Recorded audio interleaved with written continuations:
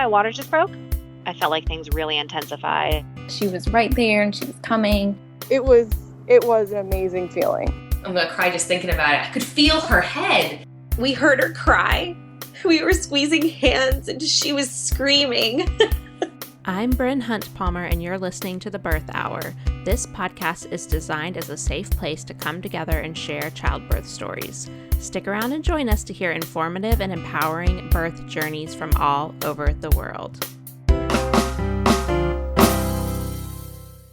Today's episode is sponsored by Aeroflow breast pumps. Aeroflow has helped millions of new and expecting parents discover the breastfeeding and postpartum essentials covered by their insurance, including breast pumps, maternity compression, and lactation education and support. They take care of everything, including all paperwork, working with your insurance company, and explaining your options to get these free essentials. Aeroflow offers all major breast pump brands, including Medela, Spectra, Motif, Lancino, Amita, LV, Willow, and more. All you have to do is go to aeroflowbreastpumps.com/birthhour and fill out their free and easy qualify through insurance form. Extra bonus, if you use the coupon code BIRTHHOUR15 in their online shop, you'll get 15% off all supplies and accessories. Head over to aeroflowbreastpumps.com/birthhour to get started. At the end of this episode, I talk with Kate not only about getting her breast pump for free through Aeroflow, but also about taking advantage of their online lactation classes. So stay tuned for that conversation.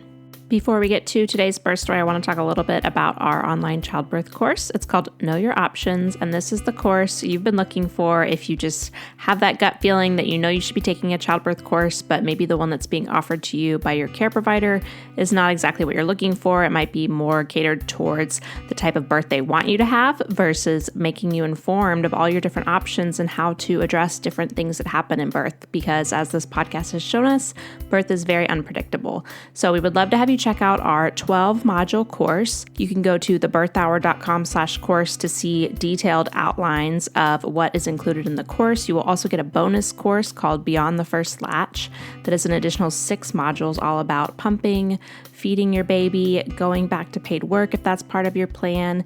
And we have a special coupon code for you. It's 100OFF for $100 off enrollment. Again, that's thebirthhour.com/course.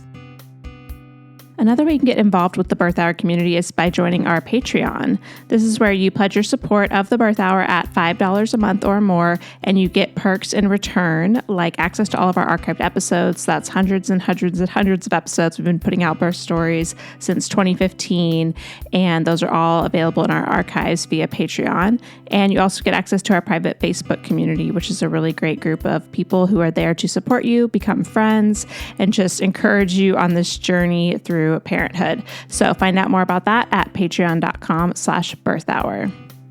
Today's birth story guest is Lauren, and she's going to share her hospital birth story with us. Her baby was breeched towards the end of her pregnancy, and she had a successful ECV to turn her baby. So she talks about that. She also touches on the loss of her father right before finding out she was expecting and how that impacted her pregnancy. All right, let's hear from Lauren. Hi, Lauren. Welcome to the Birth Hour. Thank you for being here today. Hey, Bryn. So happy to be here. I've been a long-time listener and finally excited to share my story. Yes. Well, before we get to your story, can you tell listeners a little bit about you and your family? Yeah. So my husband and I, Brett, we met in college. We dated for a really long time and then got married in 2022. And we decided we kind of wanted to start a family like right away because we'd been together for so long. And we got pregnant with our daughter in October, November of 2022. And had a relatively uneventful pregnancy, I guess, kind of. And then our daughter was born on her due date, July 31st in 2023. She's our first daughter, and we're almost getting to 10 months, and I can't believe how fast it's gone. All right. Well, let's hear about, finding out you're pregnant. And you said it was uneventful pregnancy, but anything you want to share from pregnancy, love to hear it. Yeah, absolutely. So like I said, we got married in April of 2022, and we were kind of like not really toying with the idea of having a kid, but we knew we wanted to kind of have one soon because we'd been together for a while.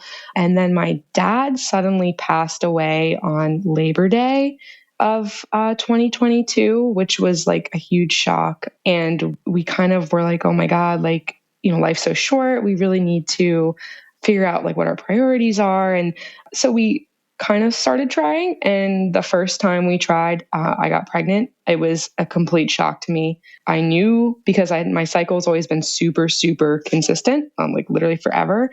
But finding out I was pregnant, I literally was in shock. It was like trying to figure out how to balance two very different emotions was something I kind of struggled with for a while in my pregnancy because I was so excited to be a mom, but also dealing with like this huge loss of my dad, who I was super close with.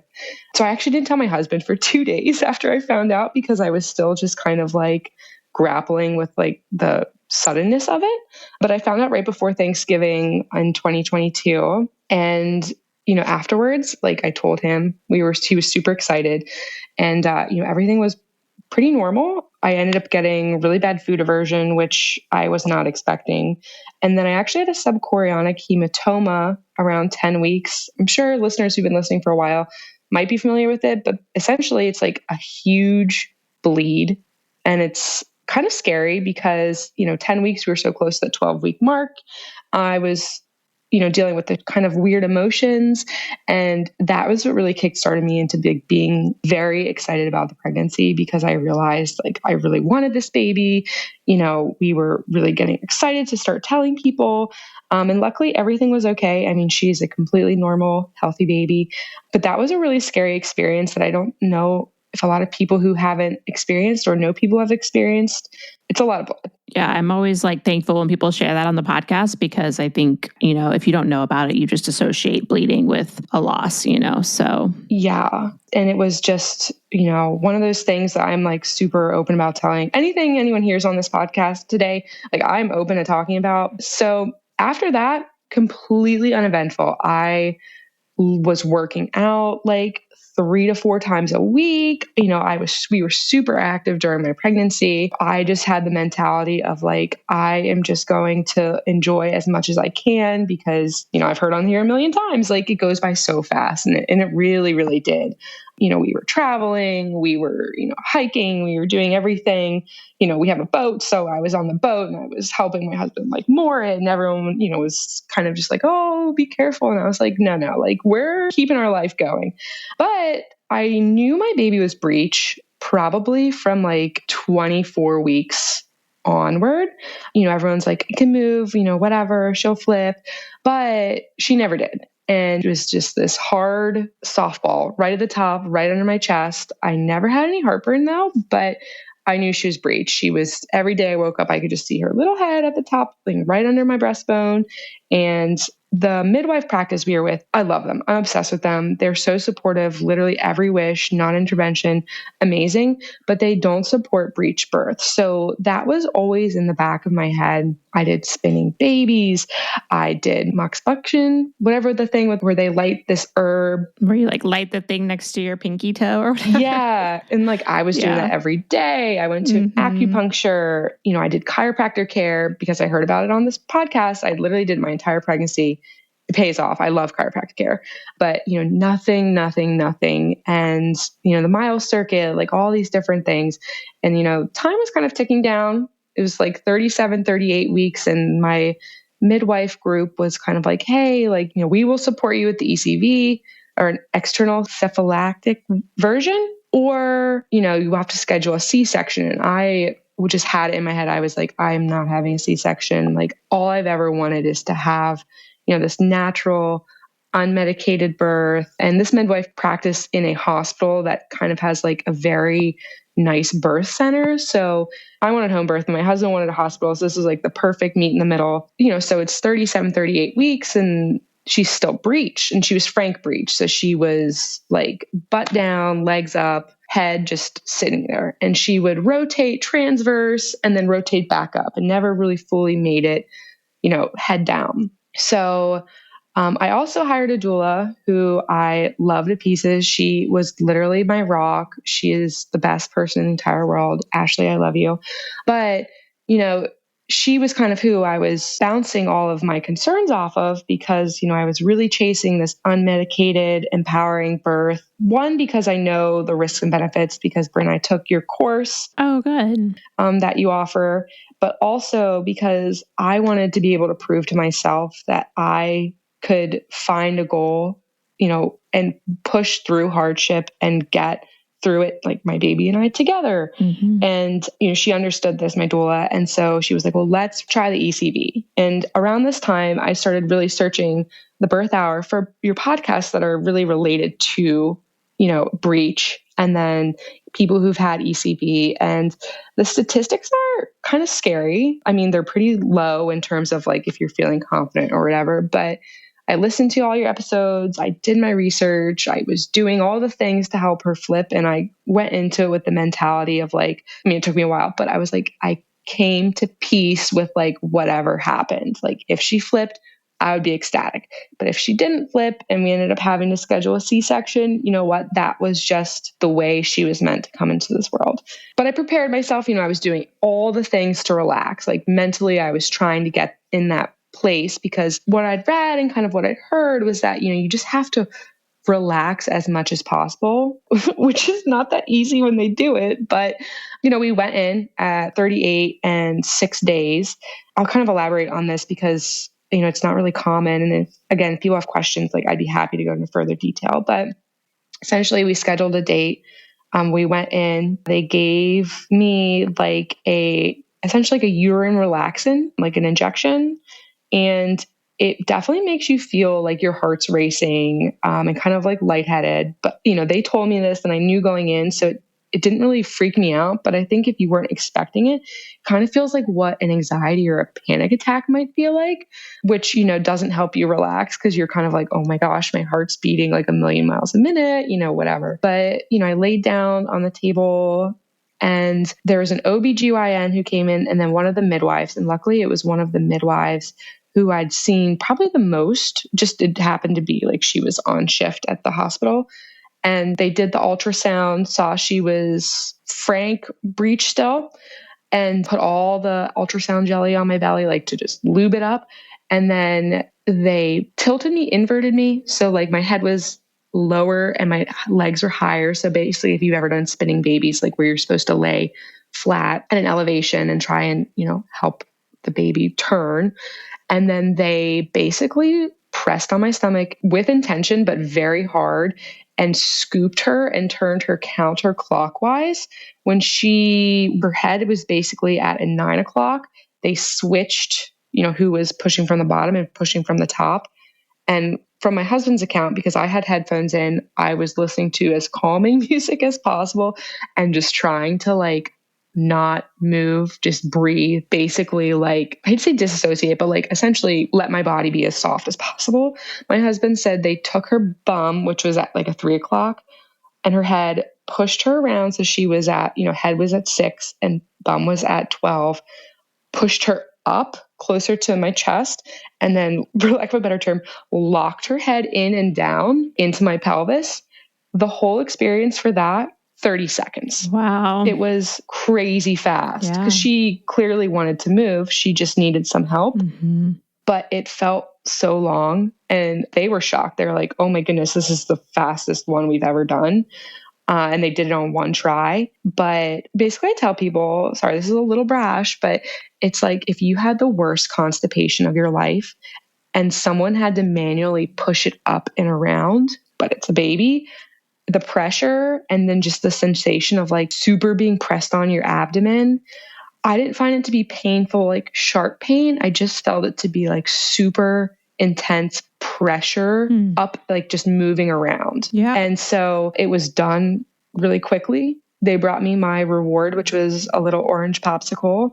And then they're basically just like, you shouldn't sit in regular chairs until your baby comes because you don't want to relax into a position where she might flip up, which was great because the next weekend our doula was hosting an in-person, you know, parent pre-birth class. And she was like, oh, why don't you guys come? Like, it'll be a great, you know, like way to like prepare for baby, blah, blah, blah. And we'd already done the online one, but I was like, you know what, let's go out and do it. So this was on July 29th. And so, you know, my husband and I go and I tell my doula, I was like, hey, I'm going to come, but I'm going to bring my birth ball because like I need to be balancing, like, you know, she hasn't been head down for so long. There's no way like my cervix is anywhere ready to go. And, you know, I hadn't wanted to do any cervical checks. I just really wanted the bare minimum, especially because of all the extra ultrasounds. we had to do because she was breech and just figuring out all that sort of thing. Just my personal preference. But we get to this birth class and I'm bouncing on this ball the entire time because I'm kind of distracted watching her teach and do all the things. And, also because just bored and kind of bouncing. And my husband and I, enjoyed the class. We went for a walk afterwards, went for lunch, nothing crazy. We actually watched Knocked Up that night because I was like, haha, this is like a birth movie. It's obviously super inaccurate, but it was, we were looking for a rom-com. And then the next day, I think we were just working around our house and I started to feel like kind of weird. And, I was kind of just like, oh, whatever. Nothing crazy. We went out to lunch again because we were kind of like, we're on borrowed time in terms of, just the two of us doing things. And this was July 30th. And around 4:00 p.m., I started being like, oh, something is going on. It feels like period cramps, but just twingy ones, nothing crazy. But I was like, maybe it's just Braxton Hicks because now she's head down, maybe it's just this preparation sort of thing. So I just texted my doula. I was like, Ashley, hey, nothing crazy, but I'm just starting to feel some weird sensations, whatever. She's like, cool, keep me updated, drink your raspberry leaf tea, do your thing. And so then I start to actually feel contractions and I went to wipe and there was some very light pink tinted, blood in the wipe. And of course I was immediately oh my God, taken back to that subchorionic hematoma. But then I was like, wait a minute, I'm full term. This is great news. Oh my gosh, maybe we'll have a baby tonight. And so I let my husband know, but I'm holding out. I was like, it's a 40-minute drive to the hospital. I was like, I am not going in this car and getting turned back if I'm not dilated enough. I'm holding out. So we called my brother and sister-in-law who live in New York. And then I was like, hey, or actually they called us and they were like, hey, what's going on? How are you? And I was like, oh, I think I'm in labor. And they were like, oh my gosh, super excited. They were already planning to come up here. I wanted people to come into the hospital after I had the baby because with everything with my dad, I really wanted to be able to share this experience with everyone, but I didn't want people other than our doula, our birth photographer, my husband, and then our midwife team. So they got all excited. And my mom is, obviously oh my gosh, super, super, super amped up. And, we have a dog. So we called our friends who already knew the plan to come pick her up. I do want to note that the February of 2023, so I was just into my second trimester, we had massive flooding in our house. So by this point in July, the kind of construction had already started. So we had walls torn down, drywall was gone, half of our house was basically at the studs. Oh my gosh.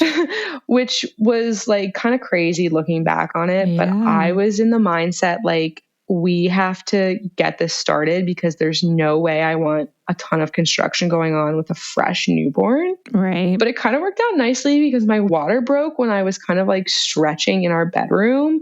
And so the carpet was already getting removed because it was basically they're going to do this while we were at the hospital. So I didn't know my water broke. I thought I was just peeing everywhere. And so I was really embarrassed. And my husband was like, I think your water broke because it was not gushing, but it was just this continuous stream of fluid coming out. But it's I couldn't labor in the bathroom like I wanted to because that was all the tile was ripped up and my cousin lives with us. So I was kind of in the shared bathroom. We were all in and looking back, I was like, wow, that was kind of a lot. But at the time I was just what am I going to do? Get upset about it or something. So we ended up going to the hospital around 11:30 because I was contractions were feeling it's my first baby, right? So I don't really know what strong feels like yet, but they felt really uncomfortable. And I was kind of in the space of all right, I think things are progressing along in a way where when we get there, they'll admit us. That was kind of where I wanted to be because the drive was so long. I didn't want to be in the car. Actually, I could care less about that, but my husband, he was like, I'm not having this baby in the car. So I was like, all right, fine, let's go. So we get in, and every time we've been at this hospital, it's been so calm and peaceful and quiet. And the night we get there, same thing. It's a full moon. I make some joke to my midwife about being a full moon. She goes, oh, I don't really believe in that, but it is kind of quiet right now. And I'm not even kidding you. As soon as we get checked in and get into like kind of like the triage room where they wait to like place you, one of the nurses comes in and she goes, "You're so lucky you got here when you did, because you're getting the last room of the like birth center ward. There's, I guess, the newer side and like the older side." So she's like, and it's like this room that used to be 2 rooms, but we converted to a single room. So it has like its own bathroom, own bathtub. It's like the best room to get. So you're so lucky. And I was like, wow, like this rocks. Nice. So we get in there, but it was like going from like my house, which I had literally turned all the lights off, to being dark, to going into this hospital where, the lights are super bright and kind of everything's in your face and there's flourishing around you to like get things in. And, at first I was like, I don't want the block for like IV stuff. And then they were kind of like, they weren't really pushy about it. Like if I hadn't been like, okay, they wouldn't have pushed as hard for it, I don't think. But I was just didn't want it at first because it's uncomfortable. But at the same time, I was kind of like, well, if this is the most uncomfortable thing, like what a birth, right?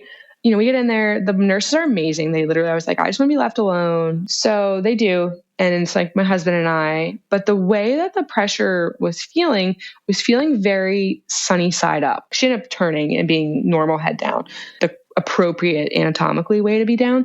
But it was just really sticky feeling. And like she was pushing, but like not moving anywhere. And so our doula arrived. And so she was like, okay, like let's use the rebozo, which I can't remember if anyone on your show is talking about that, but it's essentially like a really long blanket scarf, essentially. And I guess in like South American countries, like it's very common to be using for like belly support. You can wrap it around you, or like birth support, because there's a way you can wrap it and then pull, with the 2 ends over your shoulders. So it lifts your belly up lightly.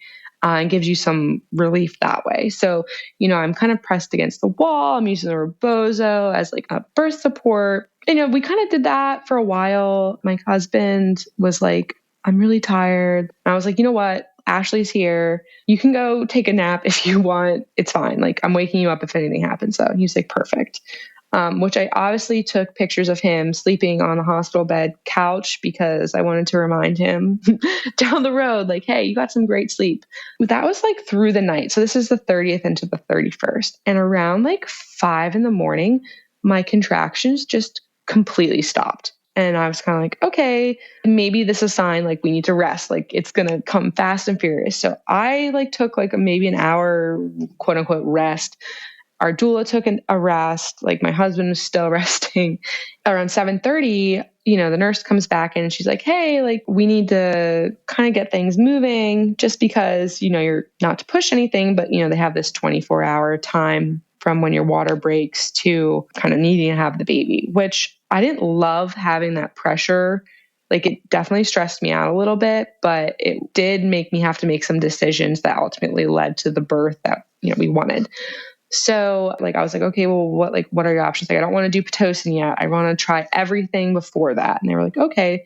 And my doula was like, well, what about pumping or like nipple stimulation? So I was like, okay, like, I'd already been kind of collecting colostrum, after I'd had the ECV, and I was like, why not? Let's do it. So it was a very weird experience pumping and still being pregnant, because you read all these things about not doing it. And it was just interesting concept to me, but it worked because my contractions picked back up. And so at that point, I was probably like 6 centimeters because the labor had stalled. They asked if I wanted to do a cervical check. And I was like, you know what? Okay, because I kind of want to see where things are moving. And because it stalled, they were a little bit like, it's more helpful. And did I like them? No. Whenever I have a home birth, will I be doing them? No. But in this scenario, looking back, it was really helpful because I ended up needing to get pitocin, which I hemmed and hawed about forever. I got it around 2 p.m. and my daughter was born at 5:59. So I got it when I had been stuck at 8 centimeters for like 3 or 4 hours. And I was getting to like an emotional breaking point, not because I didn't think I could keep going, but because this looming thought of like a C-section, and then, all of the emotions related to my dad, which I definitely didn't suppress. Like I talked to a prenatal therapist, through my pregnancy, But, it's just, you're in that spot, you're feeling super vulnerable. Like, it's frustrating because like, I felt like I was in the zone. I was moving and grooving, and like, I was just feeling like everything was going, and hearing I was at 8.5 centimeters after 4 hours was just kind of like, the doubt kind of creeps in, which my doula was so supportive of, being like, no, like, you're doing everything right. My husband was so supportive. I mean, he was like my rock for everything. Like, all I wanted was counter pressure. And my doula brought this like spiky ball, which was so great for it. But it is the most uncomfortable thing to use because it's a sphere with spikes. So when you roll it, like, to me, it was great distraction pressure. But the person rolling it is also like getting the spikes into their hand. I would just be like, push that thing like right in my lower back. And my husband was literally like grinding it in. And his poor hands, they were like all torn up afterwards. My labor stalled a second time. And after that, they were kind of like, you can keep going. Like, we don't need to do pitocin. But the 24-hour mark was coming up. And I was like, my goal was to have an unmedicated vaginal birth. And I was like, if pitocin brings me to that end goal and I didn't have to get an epidural, which I really didn't want. I didn't really feel at peace with it at the time. But like, looking back, I'm like, yes, like, that was the best thing we had to do. So I got the pitocin at like 2:30ish. It takes about 30 minutes to kick in. And at this time, my labor was still kind of stalled. So I was just kind of sitting around. But when that pitocin kicked in, it was like the worst. It was so uncomfortable. And my contractions had been very in that wave-esque motion. Like, it was, even if they were long, like, it was, I could tell when they were cresting, when they were peaking, and then when they were coming down. The pitocin, not at all. It was like back to back to back, super actually painful. And so, of course, like, this is all happening at the same time where I'm getting really upset about, missing my dad. I was hungry, which the hospital let me eat, which was great. But I didn't want to throw up. Or if I threw up, I didn't want to throw up anything that I felt would be like ruin it for me. So I was just eating kind of like bars and stuff. And like, that only goes so far. And so I was like getting hungry, and I was getting, emotionally, I was kind of getting worn down. So right before I got in pitocin, I had gone into the tub to kind of like see how things would work out there. And I had gone from 6 to 8 centimeters like in the tub, and then was stuck at 8.5 centimeters for like that 3 to 4 hours. And so I get the pitocin, I'm trying to like get through them. And I'm like, I'm doing this. Ashley, my doula, she's hyping me up. Like, my husband is like, you can do this. He's letting me hold his hand. He's doing everything right. And, our midwives are coming in and out, and they're like, honestly, you're doing so amazing.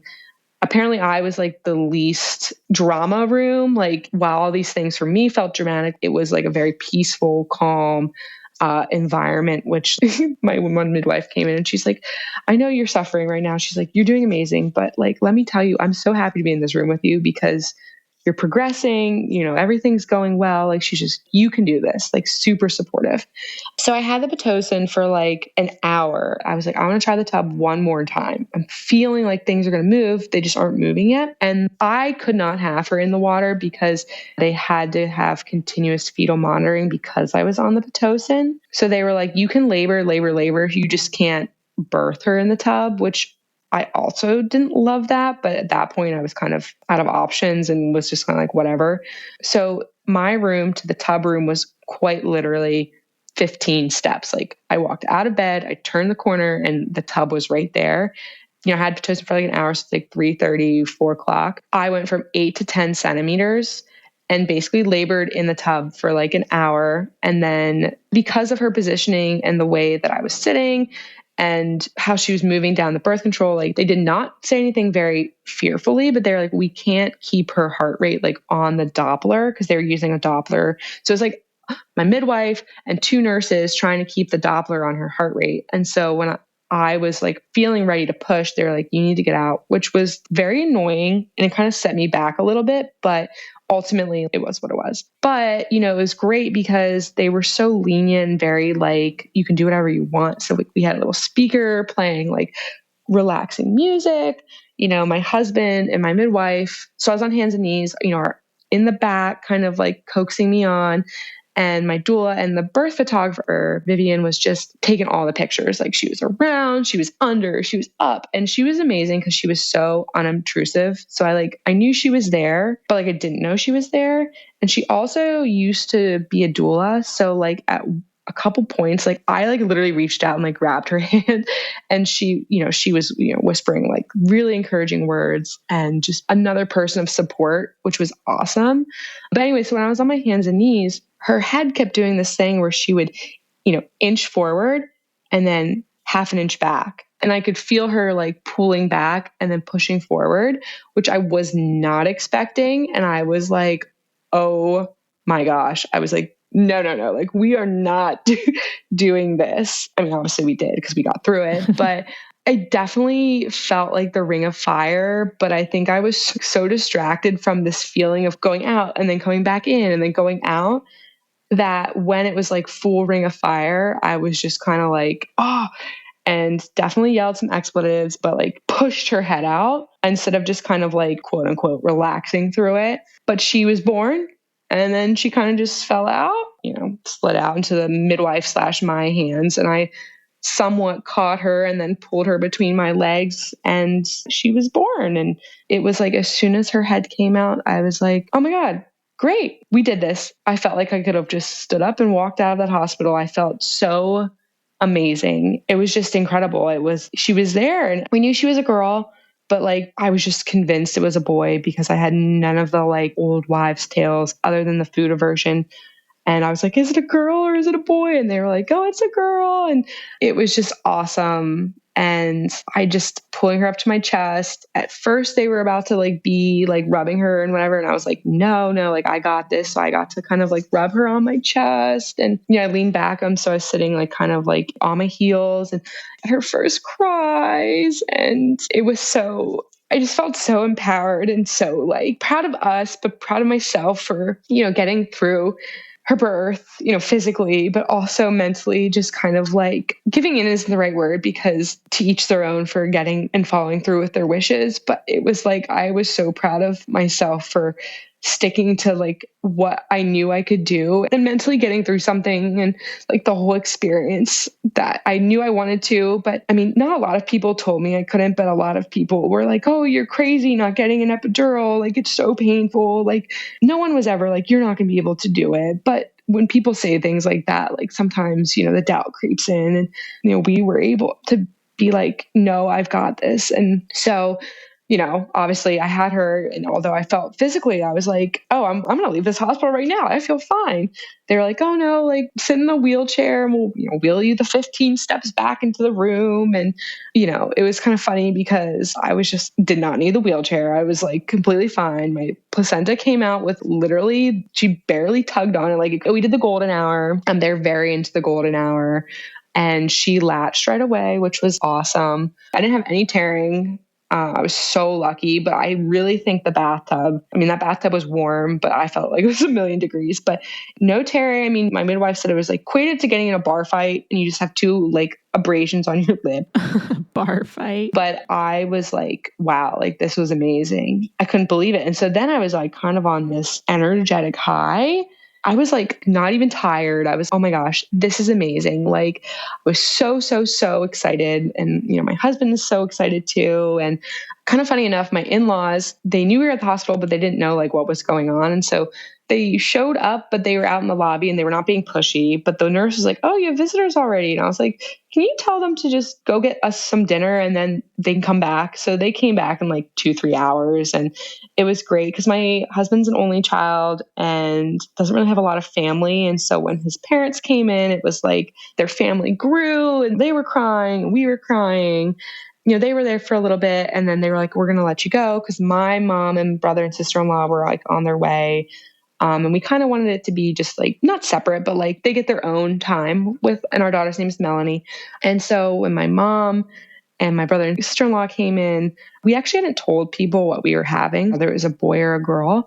And so everyone was convinced it was a boy. I think they were a little clouded because of like my dad's passing, but they came in and they saw she was a girl, and everyone was just like, oh my gosh, like they were so excited. And, she was this little thing. She was 19 and a half inches. She was 7 pounds, 1 ounce.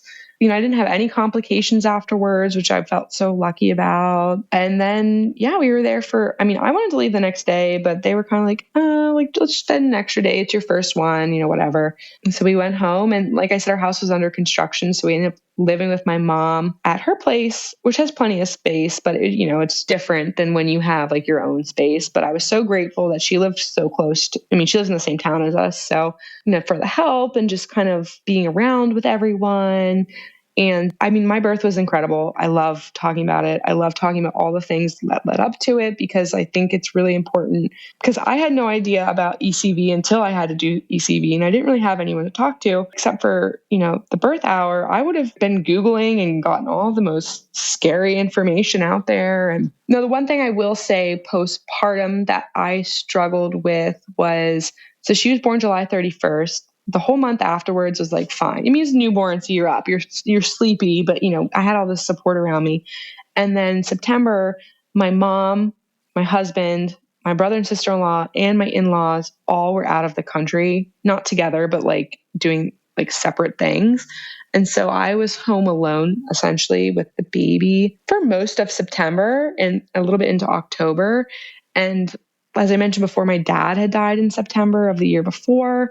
And so that was a really dark time for me, because I was starting to just kind of be able to process my dad passing, but also dealing with sleep deprivation and also dealing with a newborn. And then our daughter ended up having tongue and cheek ties. So it was like she was growing, but she wasn't like exploding with weight. And looking back, I definitely had PPD, and I don't think it was PPD specifically, but it was an accumulation of dealing with a parent passing and never really fully being able to process that grief, and then getting pregnant. And, you don't want to be depressed or sad when you're pregnant, because it's not good for you. It's not good for the baby. And luckily in our town, there is a woman who runs kind of like a mother baby community group. And through there, I met basically some of our best mom, quote unquote, friends now. And they were just instrumental. Also a great lactation consultant, to have. But the friends that we met, we were able to talk, and just our babies are all in the same age. They're all within 6 weeks of each other.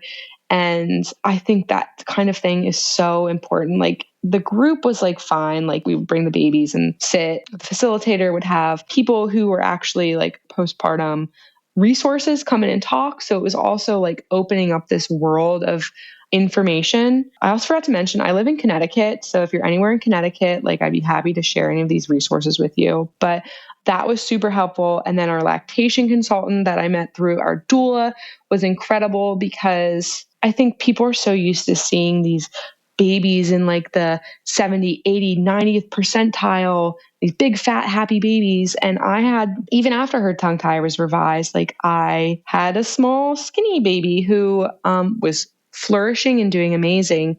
But I just had it in my head, like I wasn't doing enough, or she wasn't eating enough, or like my breast milk wasn't good enough. I mean, it was. She's huge now. She's the happiest roly-poly like in the world, super smiley. I think struggling, having lost a loved one, having a baby are two super different emotions. And I don't think people don't like to talk about sad stuff, or, people avoid talking about things that are hard. And I kind of learned the hard way that you can feel both of these emotions at the same time. And one doesn't have to have value over the other, but they're both valid emotions, and they're both things that like you are going to face in life. Yeah. I think having our baby was the best thing for me, because I had to get in a mental space where I could deal with challenges. And she's been the light of our lives. She's the light of my family's lives. And yeah, so Our doula is also great because she also would facilitate these groups like every week, like phone calls. So I got to meet a lot of other moms that way who were kind of due around the same time. And yeah, I would definitely say, like, as everyone says, you kind of don't really start to feel like yourself till a couple months after you have your baby. And mentally, I was like, I need to slow down. I need to take a breath. I need to take stuff in, which helped a lot. But I still, looking back, I was just trying to do too much. And like, you don't know until you're in that space. And when we have our second one, whenever that is, I'm going to be like, I'm not doing anything. We're staying in the house and we're hanging out. Yeah, I feel like I got better about that with subsequent babies too, mostly because like I just needed to be with the baby while my husband took care of the toddler or older kids. Oh, yeah. So it's like you're getting a break from that insanity. Oh, I can only imagine. And just cuddling baby. Versus feeling like you need to do all the things. So definitely. Well, I love your description of your birth and how empowering it was. That's the best feeling, especially when you feel it right after. Just like, wow, I'm a super woman. Yeah, 100%. That's how I felt. Yeah. It was awesome. All right. Well, I feel like you've mentioned some good resources here and there, but any you want to highlight at the end? I think everyone should have a doula. Just look into it. I've told my friends who are pregnant, if you're in Connecticut, Ashley at Empowered Beginnings, I love her whole team. She has like a bunch of women she works with who are incredible. Liz at Mother Luna was the mothers group. She's an amazing source for resources. I have a friend, Courtney, at Pelvic Edge CT, who does pelvic floor therapy, which I never did, but I definitely will do after my second one. Our lactation consultant, I will have to send you their link, but she was incredible. And then the midwife team we worked with Women Wellness up in Manchester were also incredible. So, and obviously the birth hour, we can't forget you, literally the inspiration for everything. And again, I'd be happy to answer any questions. My Instagram handle is nodeegity. My last name was Deegan, so NODEEGITY. And especially if you're dealing with a loss of a loved one before or during or even after. And then also if you have a breech baby and you kind of just want to pick someone's mind or just like hear more details about the experience, I think people need to talk more about it. And I am willing to talk as long as anyone wants to about it. Awesome. Well, thank you, Lauren, and thanks for sharing. Thanks, Bran. Okay, now I'm going to chat with Kate about Aeroflow breast pumps and getting your breast pump for free through insurance, as well as their free lactation classes that you can sign up for and your insurance will cover. Let's chat with Kate. Hi, Kate. Thanks so much for coming on the Birth Hour today to chat with me about Aeroflow breast pumps. Yay. Hi, Bryn. Happy to be here. Awesome. Well, you reached out via Instagram about Aeroflow and your experience with them, and I was so excited to talk with you. So will you just tell people a little bit about, how you found Aeroflow and the process you went through for using their services? Yeah, for sure. So it was actually through the Birth Hour, through your podcast, that I heard about Aeroflow and decided to just fill out the form. It's like a very simple form you fill out online where you put in your insurance information and then like Aeroflow does the rest. Yeah. And so they got me a free breast pump. I think it was the Spectra is the one that was the one I chose through insurance. But Aeroflow will actually show you like all of the different pumps available to you, how much they cost through insurance. Some of them, like you do have to pay a little bit. And then they show you the ones that are fully covered. And so I decided, I chose the Spectra and they sent it to me. And then I think I got like an email or a text that said like, hey, thanks for, using Aeroflow. You should also sign up for our lactation classes. And, you get tons of those sort of promotional emails. Right. And I didn't think much of it. I was like, okay, whatever. I'll take a look at this later. And then I started looking more into it and I was like, oh, actually these classes look pretty cool. They were fully virtual and they were covered by insurance. And so I decided, I was like, what the heck, let's do it. And I signed up for, I think 4 different classes. I only made it to 2 of them, but the 2 that I went to were Lactation 101 and Pumping 101. And they're just like such great classes. I was like so surprised by the quality of the classes. They're taught by, is it IBCLC? Yeah. And they just gave a ton of good information about starting breastfeeding off right. And so it was it also would be helpful too for people who are newly breastfeeding, like just kind of work through some like, potential breastfeeding issues like latching or positioning. But yeah, I contribute a lot to my success. So my daughter is 4 weeks old now. And we had a pretty solid start to breastfeeding. I've been exclusively breastfeeding, and I contribute a lot of it to having that support from the class. The way the classes run too they're live. Oh, cool. That was going to be my next question.